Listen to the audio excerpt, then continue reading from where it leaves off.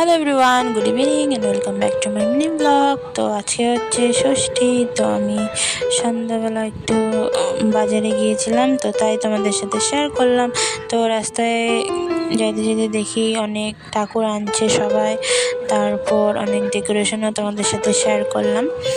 তো অনেক ঠাকুরকেও দেখলাম, ডেকোরেশনও শেয়ার করা হলো। তো আমি কিছু নিতে যাইনি, আমার দাদা জুতো নিল, আমার দিদি ঠাকুরের বস্তু নিল। তাই এই যে দেখো একটা জুতোর দোকানে আসলাম।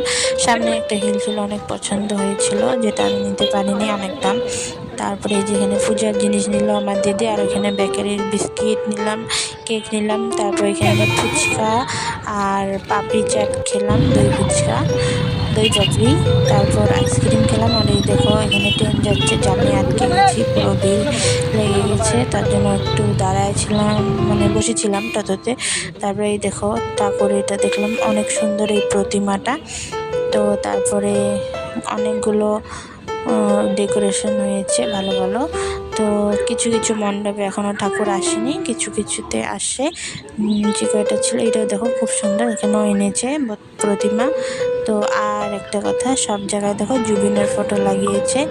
তো তাই আমি তোমাদের সাথে শেয়ার করলাম। ভালো লাগলো, লাইক কমেন্ট সাবস্ক্রাইব করে দাও। তারপর ঘরে এসে একটু বসলাম, তারপর দেখি আমাদের পাড়ার এখানে ঠাকুর আনতে যাচ্ছে, তাই তোমাদের শেয়ার করলাম।